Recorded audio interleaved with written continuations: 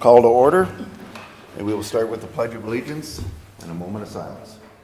I pledge allegiance to the flag of the United States of America and to the republic for which it stands, one nation, under God, indivisible, with liberty and justice for all.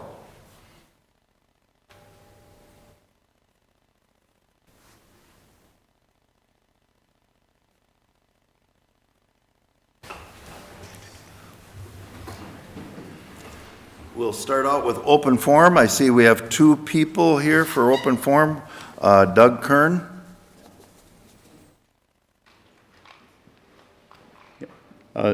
Concerning secure elections, I've been hearing from my Democrat counterparts, from Democrats around the state of Minnesota, there's a concern that the Dominion machines will be hacked by different entities. Do we have a backup plan for paper ballots or anything like that? That's kind of my concern. If things do go kittywampus and we start hearing about election interference, just wondering, paper backup. Do we have it? Thank you. You want me to respond? If you would like to. Mr. Chair, Mr. Kern, as you well know, Minnesota uses paper backup, paper ballots. We have used paper ballots. We always use paper ballots.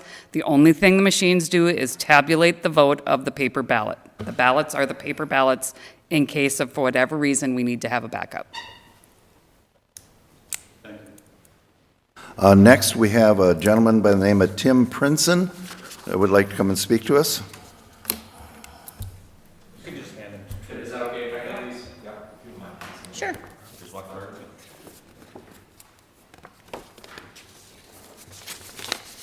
Actually, one for everybody, so I can give Renee one. Oh, yeah, yeah, plenty. One for Renee.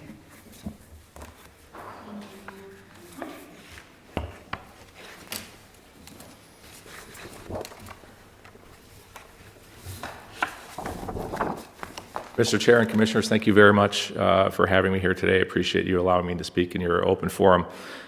Here today, garnering community support for a project in the city of Ironton. It's on June Lake. It sits inside the Cuyuna Country Rec area.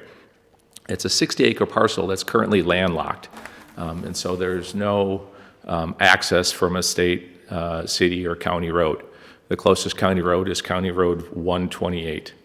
The parcel in the upper left-hand corner is outlined in the blue shaded area. The parcel outlined in red is an undivided interest parcel that we would also get interest in. The highlighted yellow road is an existing road that services the rec area. It's called Overburden Road. We're here today to garner community support to enlist the DNR to assist in easement on Overburden Road or another access point into that landlocked parcel. We have a specific plan for the parcel that's covered in the project vision section of the placemat that we've handed out that entails really an extension of what the rec area is about today. Silent sports, mountain biking, paddle boarding, Nordic skiing, etc. The purpose or the goal would be to create overnight sleeping cabins for people using the rec area. As it sits today, there's about 400,000 visitors coming to the rec area and a very limited amount of overnight options for them. So with that, if there's any questions that you have, I know I have a limited time to go over it. Do you have any questions? Tim, and normally we'll just allow the 3 minutes, but I know this is in Doug's district. Okay. And I would like to kind of, if it's okay, I would like to kind of hand it off to him because I'm not as familiar with it as Doug would be if there's some questions. That'd be great. That'd be great, and I'm happy to take as much time as you'll allow. Thank you, Mr. Chair. Tim was before the advisory council for the rec area. July. And presented this exact plan, a little more detail as far as the cabin type, the actual buildings, and it's ideal for the rec area. The issue as far as easements been something for years we've had an issue with the DNR trying to get legal easement for this property. So, as Tim mentioned, he's going around gathering as much support as he can. That will include the advisory council for the rec area and others. The city of Ironton's been very supportive of this project as well. With that, I mean, I guess we want to bring it to our attention, and I know that there might be a couple that would sign on for a letter of support from the board, but we'll deal with that after the meeting. So it's a perfect fit for the rec area, and unfortunately, it's run into a little opposition. So we're trying to take, I think, a second run at this thing and gather the support that's needed. So. We were very fortunate to get the support of the city of Ironton back in July. So, and what we're offering the DNR is a public-private partnership where we would give up our interest in the 124th parcel, and then that would give them instant access to about 40 acres of land that they could develop and do what they wish. We also give them the right of first option to purchase the property if we ever decide to sell the property. That has been a stumbling block for them in the past, and so there's a path to DNR ownership in the future if they so choose to do that. And then obviously there's the economic development that comes with the project, which would be substantial, especially compared to where the value of the property sits today. So. Thank you very much for your time. And I would only add that Senator Rude has been very helpful in trying to, pull this together as well, and we thank her for that. I'm hoping we can get something accomplished for your project here. So, Do you have any words, former Senator Rude, to speak? As long as we're kind of opening this one up a little bit. Thank you for allowing me to speak. This is, I've been working on the rec center since the year 2000 when we first had visions of what it could be. We never thought we would have the success of the public government entities and support. And this is really fulfills the vision of what we thought we could accomplish, that we have a private entity coming in and making lodging without asking for any help from the government. They're doing it on their own. It's really a significant parcel, and the fact that they're going to give the piece in the red line to the DNR and give up their rights to that so that they could have access, I think really is a great piece. And we have gotten some great support. We've been meeting with mayors and the chamber and all sorts of folks over in that area, and we have great support. So we think this is really what the rec center, the envision that we had many years ago, progressing. So thank you. thank you. Any other questions from the board? Thank you for your Thank you presentation, very much. sir. Appreciate it. Thank you. Yep. We'll go on to item 3, review and approve the minutes. Motion to approve. We have a motion. Do we have a second? Second. Motion by Franzine, second by Barrows. All in favor signify by saying aye. Aye. Opposed, same sign. Hearing none, motion carried. Review and approve the agenda. No changes, Mr. Chair. Okay. Motion to approve. Second. Motion by Coring, second by Franzine. All in favor signify by saying aye. Aye. Opposed, same sign. Hearing none, motion carries. Did I screw up again? No, I wasn't quick enough. Okay. Aye. Consent agenda. Motion to approve. Second. Motion by Franzine, second by Coring. All in favor signify by saying aye. Opposed, same sign. Motion carries. We are public hearing.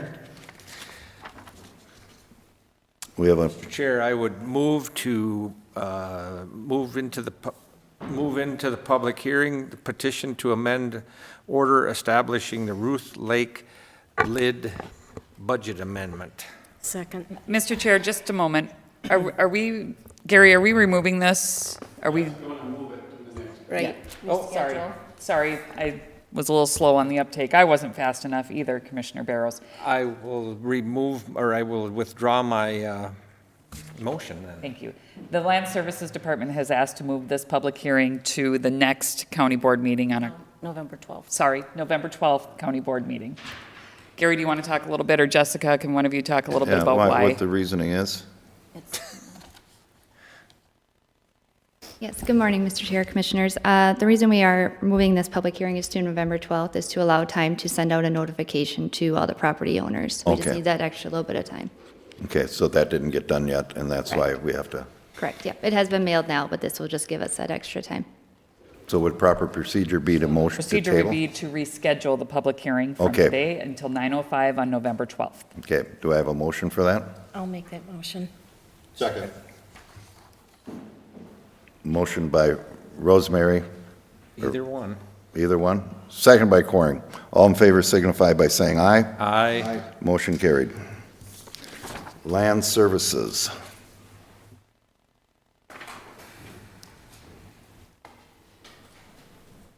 Good morning, Commissioner, or Chair, Commissioners. Today for your consideration, we have a preliminary plat of Brainerd International Raceway Luxury Garages. Consists of 12 lots. This preliminary plat was before the Planning Commission on September 19th with a unanimous approval to recommend approval to you, and I'm here for any questions. Mr. Chair, if I might, I just have one question for clarification, Gary. Yep. And that we call them the International, I'm sorry, yep, International Raceway Luxury Garages. But they're really going to be a place where somebody can live for a short period of time. Is that correct?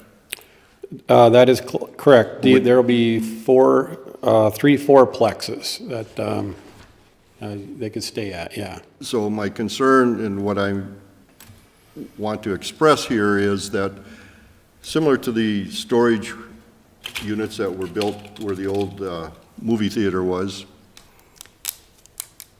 is there any confusion in what we're proposing here? So could they say the same thing, that it's a luxury garage? Just using that term, because I know there's a more extensive term used in the verbiage that's on here, but I don't want any confusion that we're approving these storage units to be livable units. Yeah, thank you. Mr. Chair, Commissioner Barrows, I don't believe there is any confusion. These titles or names of these plats, the owners, make up what they want. We don't have a lot of say in, maybe you should call it something different.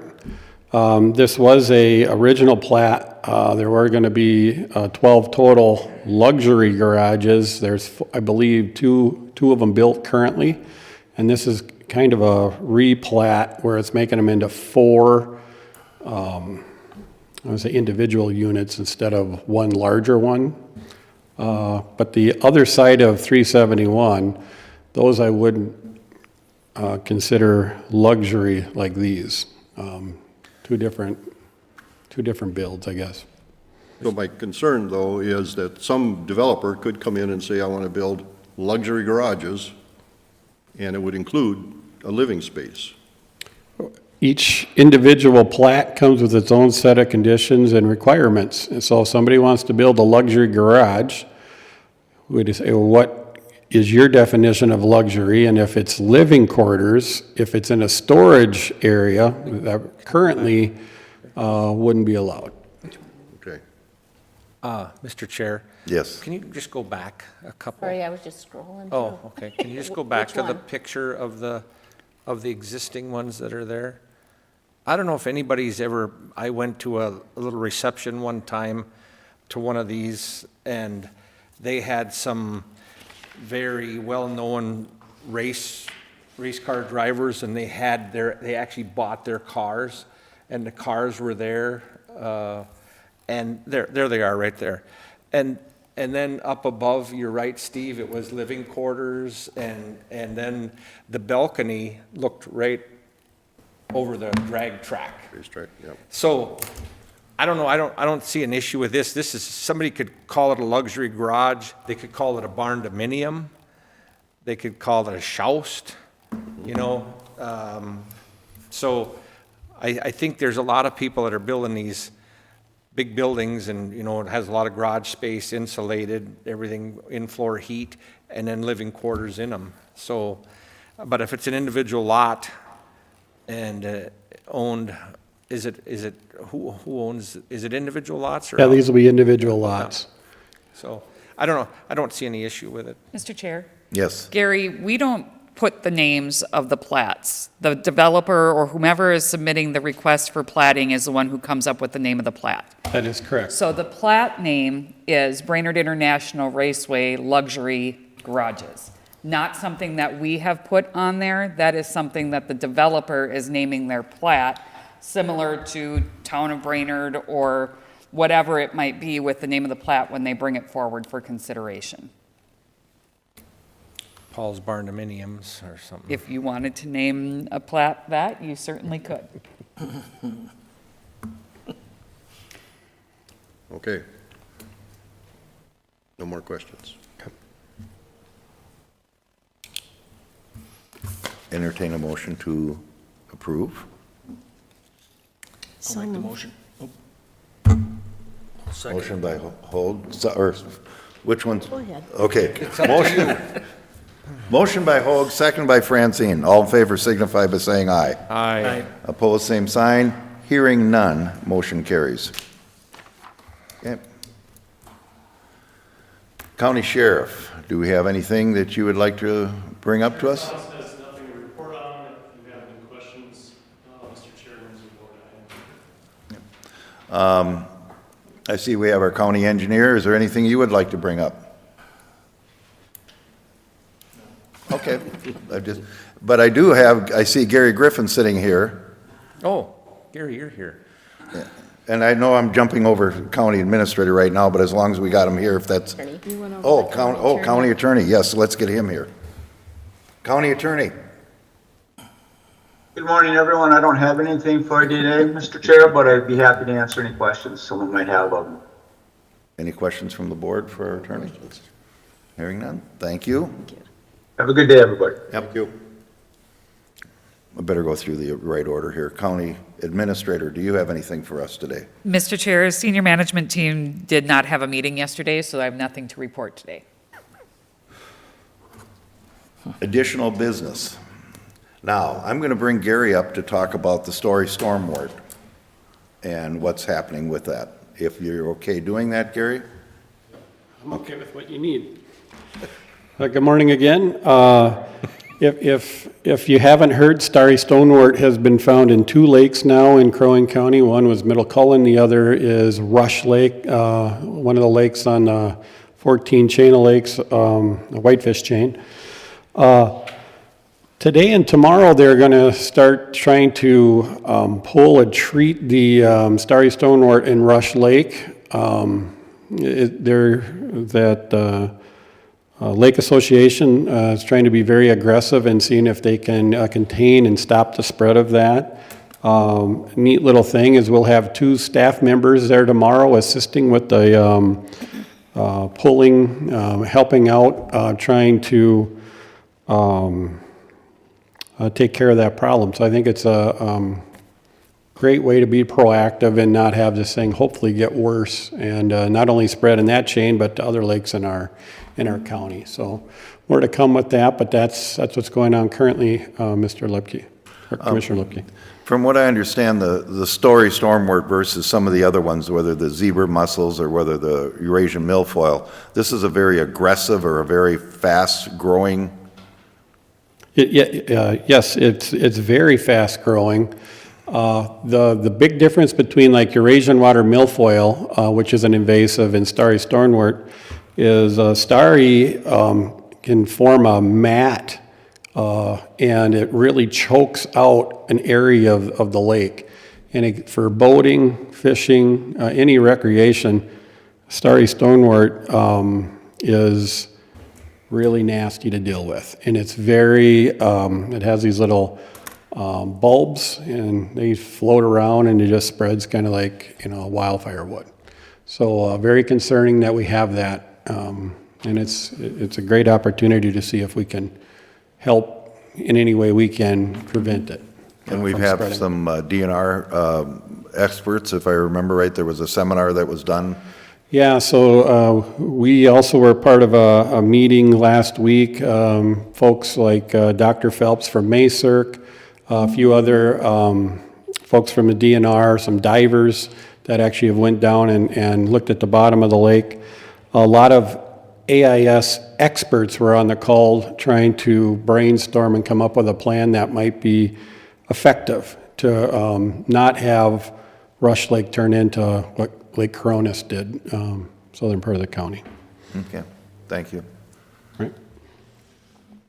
So, Mr. Chair, since we're under other business, I have a couple things that I would like to Sure. bring up. I met with the East Central Regional Juvenile Center, which is, we contract with them for one bed for Crow Wing County that we're guaranteed at all times of the year. Just to let you know that we will have a rate increase. We've asked them to do a better job of assessing that so that we can have it as part of our regular budget process, coming after the fact and asking for basically it's a $12,000 increase over the course of the year for that contract. Didn't bode well with a lot of the members of this joint powers. Just a quick fact, last year, we used 433 beds when we contract for 244. So for Crow Wing County, you know that we have a great need for that. We need to have that guaranteed bed. It's important to us. So I just wanted to bring that to you to let you know that we had met and that we approved that increase. It's about a $51 per diem increase that we will absorb. And again, that amounts to about $12,300, I think, a year. So not significant, but it should be part of our regular budget process. The second thing is tonight there's a domestic violence meeting that program at the Lyman P. White Pavilion in recognizing the women that have been killed in the last year due to domestic violence. I'd like to invite everyone to join us there for that ceremony. It begins at 6:30, and so hope to see you there. Other than that, I don't have anything else. Okay, thank you. Anything else from the board before we go into? Mr. Chair, just something I was asked to speak at the Camp Lake Association meeting. I was just looking at my calendar. I believe it was on September 28th. They did have a list of questions that they emailed me, and believe it or not, I didn't have the answer to all those questions. So I wish Gary was here. Gary answered all the questions, and actually Gary volunteered to come to that meeting on Saturday, on his 25th wedding anniversary, by the way, and came there at 4:30, and I spoke, and then Gary spoke to the group, and we answered every single question that they had, and they were just really, really appreciative of myself, Gary, and Crow Wing County, so just wanted to report that. Thank you, thank you. If there isn't anything else, then let's go into a closed meeting. If there's nothing else, I'll make the motion to go into the closed meeting to discuss election emergency plan pursuant to MS 13D.05 subdivision 3D. Second. We have a motion and a second, and all in favor signify by saying aye. Aye. Motion carried. We are in a closed meeting. It'll take a little bit of time for. We'll take a little bit of time to get set up for It'll it. take a little bit of time.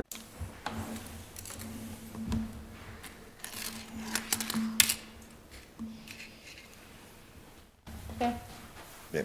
We are now back in open session. Jory? All right, Commissioners, what we discussed in the closed session was Crow Wing County's election emergency plan in accordance with Minnesota Statute 204B.181. The confidential election emergency plan helps election workers identify situations that may arise and how they should act in case of emergency. It also is a plan that discloses election judge information should something need to take place that an election official need to be summoned, and also some communications that go out if there is an emergency. And what I'm asking for today is that you approve the Crow Wing County Emergency Election Plan. I'll make that motion. Motion by Franzine, seconded by I will second that, and then I have a comment. I would just like, Coring. just You want to like, do that in their discussion part? right, but are we in discussion now, or? Well, we have a motion and a second, so Right. that would be, So then you discuss. now you can, yeah. Right, I would just want to go further on this and just point out the fact that what we're doing today is putting together a plan that's required by the state of Minnesota. And if you look at what happened with Hurricane Helene, and in North Carolina, if we ever had, God forbid, if we ever had something happen here, either a fire to a town hall or a tornado go through, this plan kind of walks you through what we need to do, and that's what we're doing today. And it has a whole bunch of stuff in there if there's a bomb scare or anything like that. It just kind of, or if there's somebody that's angry there or disrupting the election process, this is the plan that we need to have. So just wanted to further that a little bit. Thank you, Mr. Chair. Yep, thank you, Commissioner. All in favor signify by saying aye. Aye. Opposed, same sign. Hearing none, motion carries. Thank you. Mr. Chair, if there's nothing else, I would make the motion to adjourn. Second. Motion by Barrows, second by Coring. All in favor signify by saying aye. Aye. Opposed, same sign. Hearing none, motion carried. We are adjourned. Thank you.